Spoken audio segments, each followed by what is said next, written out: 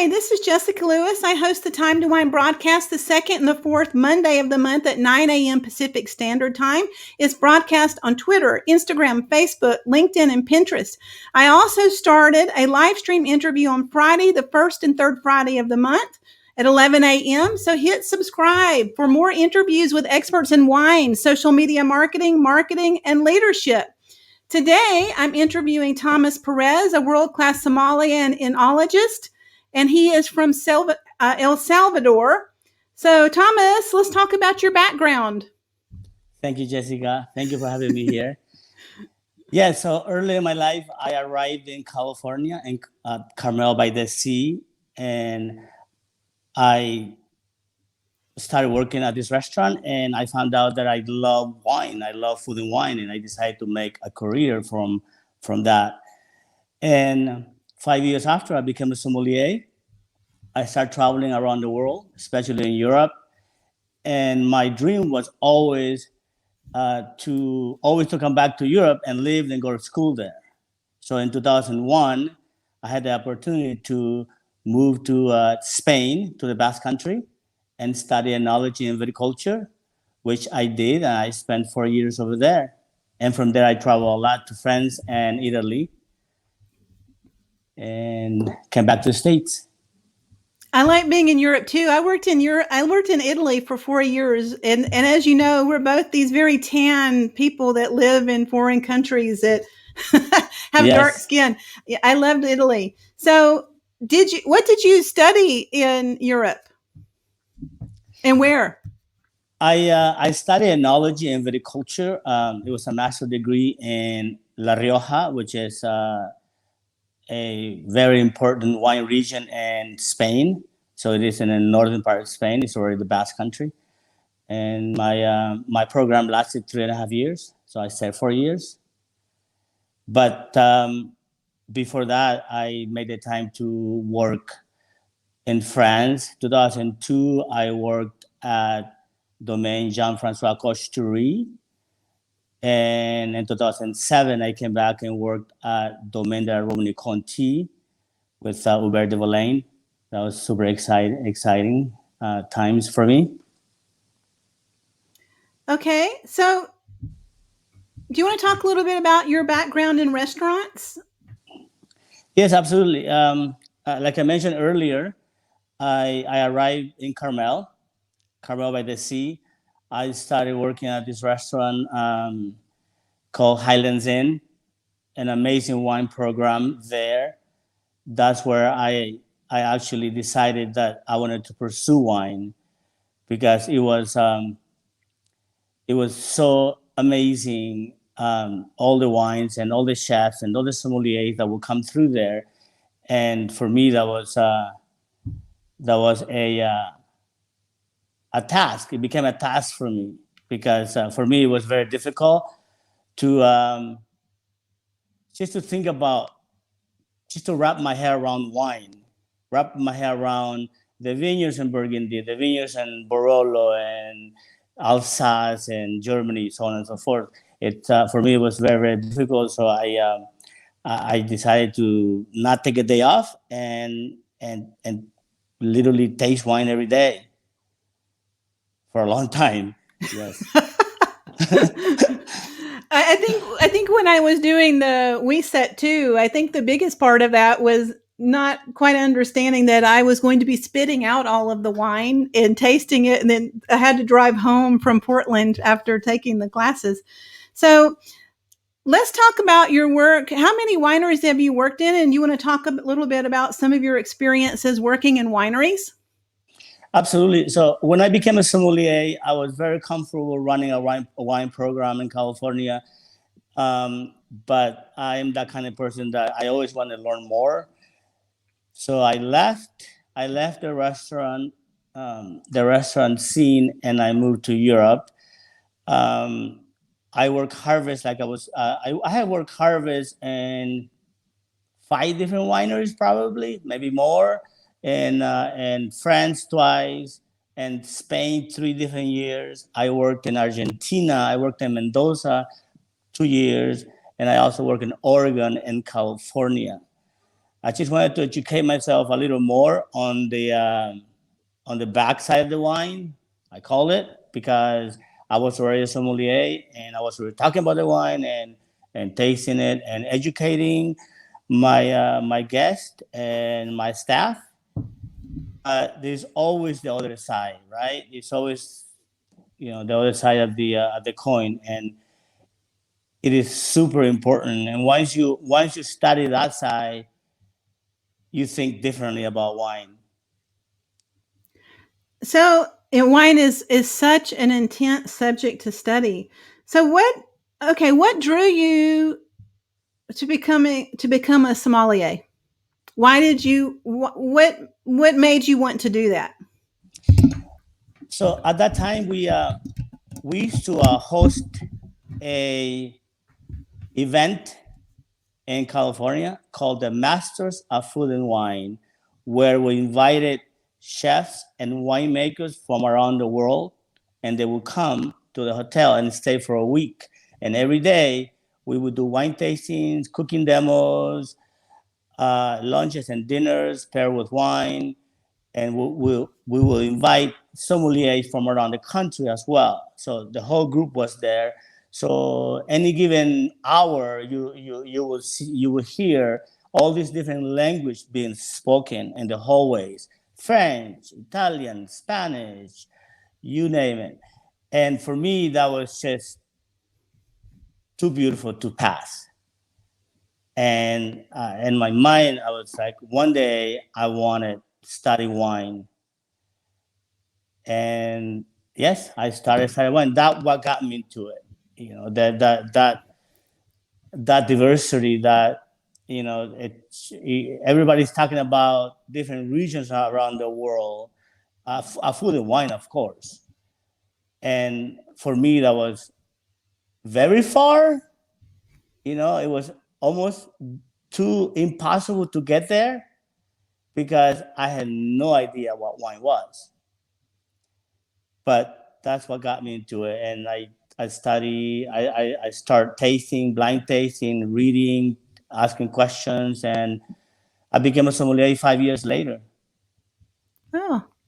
Yeah, I think what's interesting about wine is there's so much is so interesting is the history, as well as the food, the chemistry and the food pairing, and the regions of the land, and how the regions of the land impact the wine and the food. And I think it's such an interesting subject. Okay, so what is the salary of a sommelier? What can you expect? Well, it's a lot salary. It's based on your experience and it's based on your dedication. I think you can pretty much name your own salary. It's like almost anything. You got to do your homework. You got to prep really well.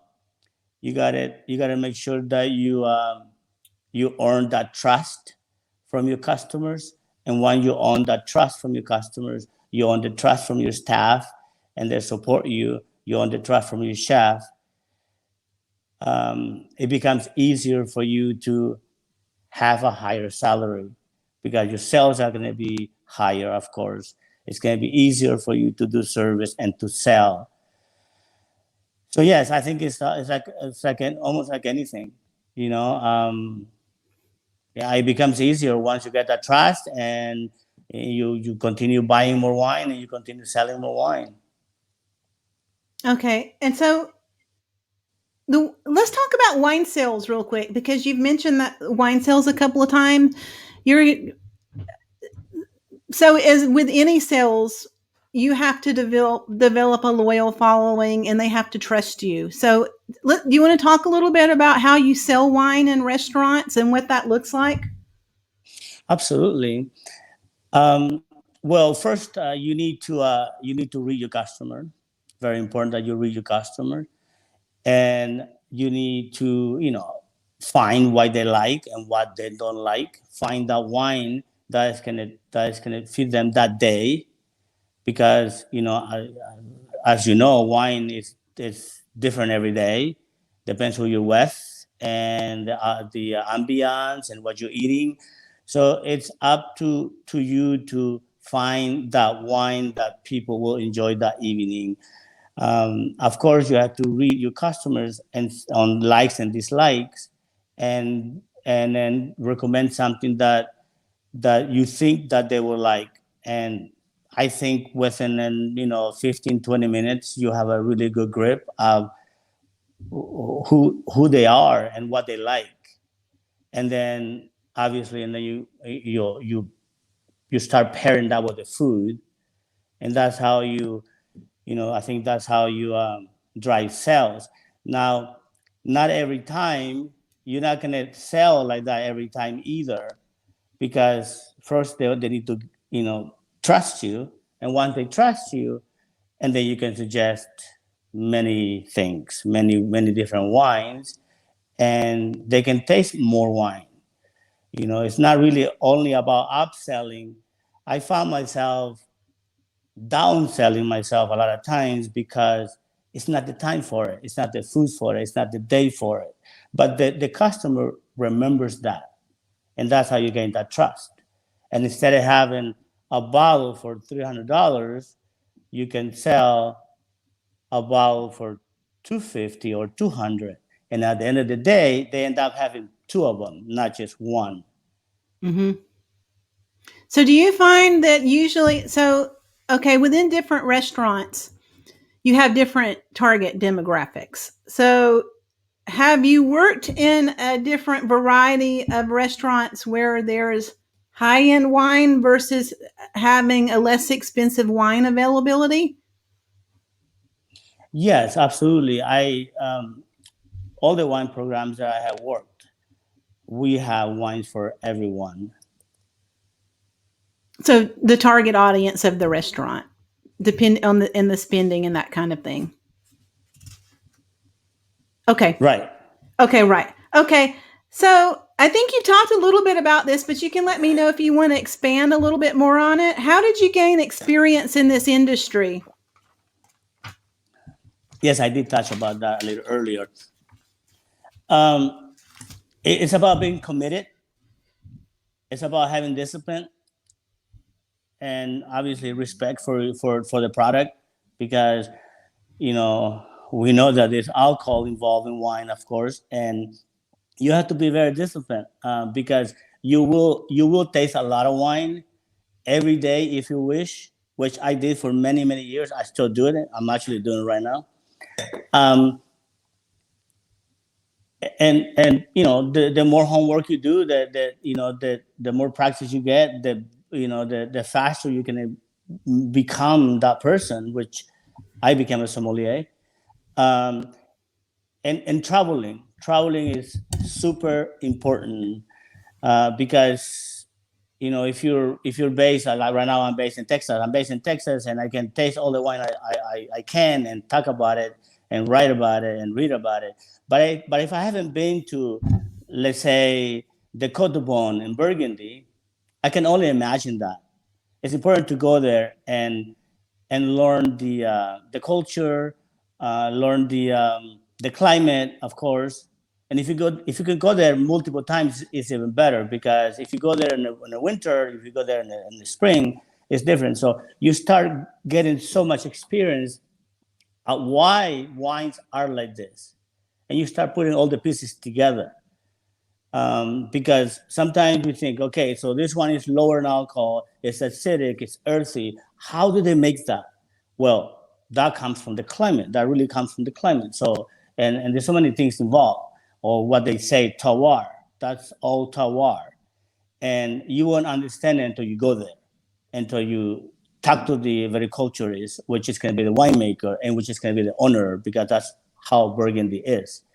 They own and they make, and they're everything.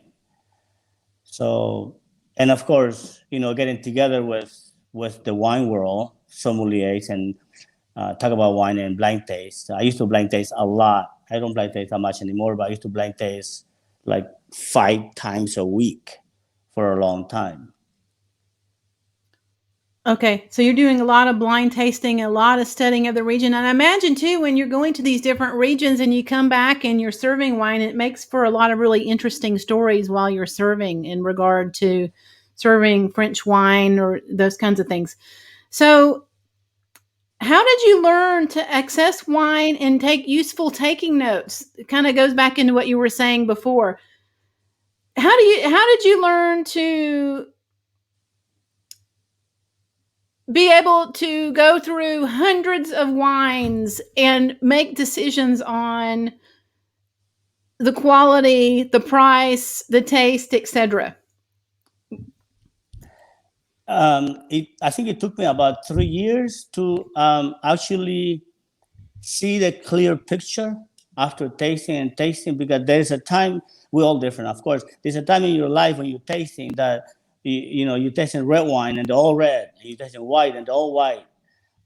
And it becomes that part of your life where you're like, I'm not getting it. This is so much, and I can't really break it down. But if you keep doing it, you are gonna get past that. And once you pass that, you can see clearly. You can think, like, if right now, if I think about Burgundy, if I think about Barolo, if I think about Rioja, I can smell it, I can taste it pretty much, and I can see it. So it's that repeat. You got to repeat. You got to do it over and over again. And Okay. Of course, make notes. Make notes, study, do it over and over again, and learn the different regions and the taste, etc. Okay, so what's a list of classic wines that one should taste when they start studying? Okay, so you need to go to the classic regions of the world. Like Rioja. Taste the classic wines from Rioja. Taste the Nebbiolo from Barolo and Barbaresco. Taste the Pinot Noir from Burgundy or Oregon. Taste the Cabernets from the Napa Valley and Bordeaux. Taste the Malbec from the southern France and Mendoza. Once you kind of understand those classic region and varietals, you can start branching out and comparing the difference between Burgundy, the Pinot Noir from Burgundy and the Pinot Noir from New Zealand, or the Pinot Noir from upstate New York, which they make beautiful wines now too. And you start branching out, and now it's going to be easier for you, because now your brain memory, you have a memory now from the wines that you tasted, the classic wines, and now you're tasting newer wines, and you start comparing and making notes in your head, really. Okay, and you discussed this a little bit, but you can go in a little deeper. And if we already talked too much about it, we can move to the next question. But how do you increase your knowledge of the major wine regions? I know you've been in a lot of them. Yes, I have. They're very lucky. Well, that when I found out that I love wine, when I found out that I wanted to make a career out of wine, I just wanted to go there. I just wanted to travel there. I wanted to go there and spend time, not just get there for a day or two, but spend time. So you can walk the vineyards, you can drive to different villages, and I remember going over there and smell the soil. I remember going over there and get a Ziploc bag and put soil in there and put it in my bag. You can read about it as well, but it's important that you go there. It's very important that you travel there, so you can, because when you get back you start talking to people. Let's say you talking to people about Alsace. It's very important that you take them there. When you're talking about the Alsace and tasting the Alsatian Riesling or Gewürztraminer, it's important that you travel with them there.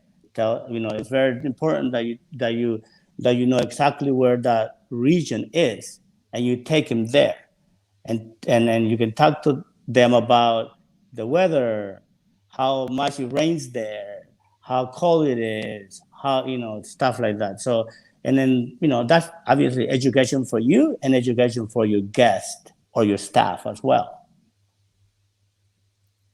That sounds really wonderful. So, okay, I think we went through this one, but I'm going to ask you this, and I think we talked about it a little bit. But how do you anticipate the needs of your guest and maximize sales? So we went into that. Is there anything else that you want to talk about there? Preparation, dedication, and preparation. I mean, daily nowadays with technology, right? Daily you see the reservation list, and you know who's coming, and you have notes, and you have a profile of them, and you know what they had last January and the year before, and then so it's preparation up here, and preparation. The wines, you gotta prep the wines. I often have wines ready for them, in case that they want to taste the wine again. But it's important to have the wine at a proper temperature. It's important to have the wine standing up if it's older. I often even decant wines for customers before they get there, because I know that they're going to have that, and that goes a long ways. Anticipating their needs, and for a better dining experience, because at the end of the day, right, it's an experience. You create memories for them. They just don't come in because they're hungry, because they want to eat. They come in because they want to see you, they want to talk to you, and they want to have an experience. They want to experience the food. Do you have any trouble? I want to ask you this. I want to ask you this. So, if worldly in the restaurant, for example, is serving American food, is it more difficult to pair with American food? Um, it is a little bit. It is. I think you become a little more limited. Mm-hmm. A little more limited when it comes to American food. But there's just so many wines out there that you always find one. There's always one there. I mean, sometimes I can go crazy about finding a wine to pair, to do a pairing, but you can always find it. But yeah, it's you become a little limited in many ways. With American food. But again, everything is changing too. Chefs are cooking very differently now too. Not everything is grilled. Not everything is, it's roasted. It's very different now too, and we're using a lot of different ingredients now too. So Okay. And I wanted to ask you, let's talk a little bit about culture shock. And some of your experiences with culture shock between countries. Do you have any interesting stories to tell there? I do. oh my, yes, a lot actually. Obviously my culture changed when I arrived in California. My culture changed when I arrived in Europe. So I had to start all over again in Europe.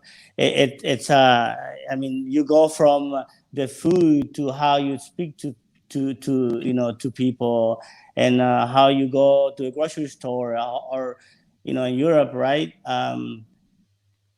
You can't go to dinner before 9 because they're closed. I mean, stuff like that. And then not to mention the language Yeah. barrier. The language barrier. When I came from El Salvador, I couldn't speak a word of English. So That that adds took some interesting that took culture. me a little while, and the food obviously is day and night. So it took me a little while, and then once I got used to it, and I went to Europe, and then I started all over again over there. But it's interesting. I love it. I think I I wouldn't change it for anything. I would do it again if I had the opportunity to do it, because that's how you grow. That's how you become you. I had an experience in Italy where I live. So, for example, at the airport, when you leave the airport, you pay when you're leaving. So you go into the queue and you leave that way. So I was in Italy, and I was in some sort of Same sort of situation. So my expectation was that I'd get in the queue of cars and then I would pay. I was exiting. I was very incorrect. I was supposed to walk to a kiosk somewhere that was in another language and pay ahead. So while I was in the queue and realized I couldn't get out because I couldn't pay, I had to somehow communicate to 15 Italian drivers that they were going to need to back up so I could get out. So I was working in Italy for 4 years, so I have many adventures of Jessica in Italy with these strange little situations. So and then my husband's from Brazil. So Really? I have cultural issues in my own house. So I think Right. many of us that travel and work together tend to gravitate to people from different countries. So Thomas, tell us a little bit about what your future plans are and how do we find you? How do we find you on social media? Okay, so my future plans, we have opened a restaurant, and all this happened because of COVID. Which is, yeah, we should talk about that before we end. What your thoughts on COVID are? Go ahead. So the restaurant. So when COVID started, we all end up with no job, right, in the industry. So after 2 weeks of being home, when you work all day, every day for all your life, you're like, after a week, you're like, what do I do? I'm bored. I'm antsy, right? And after 2 weeks, I was like, we got to do something here. We're going to make something out. And then a friend came in from Washington State, and we started making empanadas at home, and we started selling them to our neighbors. And I had a few cases of wine at home, so I started pairing the empanadas with wine. So we created 2 different packages where we will include a bottle of wine, and we sell them to our neighbors. Well, that went really well because everybody was at home, and I would deliver the empanadas and wine to their door. So after a month, our house became too small, so we decided to look for a place and to open a restaurant. And now we have a restaurant, and it's called Plain and Level, and it's located in Old Town Spring in Texas. Oh, yes. So we're doing really well, and we're planning to open more. And you're planning to open more restaurants? Correct. And very soon we're gonna start making wine in California. We're working on a project in France, in Champagne. We are now registered as champagne producers, and we're gonna produce champagne. And yes, put my practices to work. Wonderful. I think what are your thoughts? Well, I don't know if you've ever been through a global pandemic. I haven't. What are your general thoughts on this situation? I see that you took advantage of the situation and you actually became more entrepreneurial. But what do you think? What do you make of this? Oh, it's unreal. I wake up every day and I'm like, is this really happening? I'm like, why am I living this dream? It's yeah. I think COVID brought the worst and the best of us. I think so too. I think there's some silver lining. What do you think some of the silver linings are? So the best things. I think we will. Us sitting at home, we change. We switch. The world has changed. A lot of people are working more at home. A lot of people are making things. A lot of people, are becoming professional cooks because they never cooked before. Now they're at home, and there's so much going on. You found out that you like this and you didn't like that because you were home so much. And I think a lot of people have created things during COVID. People have changed careers during COVID. I haven't changed careers, but I found a job after 2 weeks at home.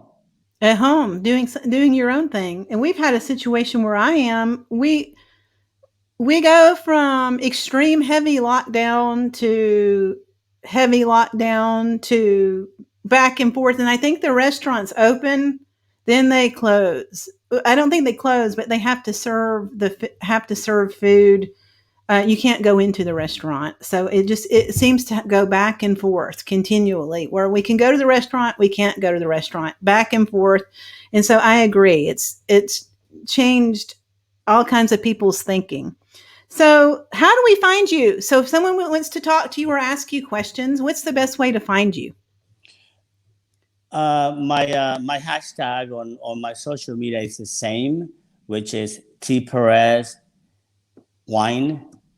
You can find me on Facebook, Twitter, Instagram. All my social media is the same hashtag.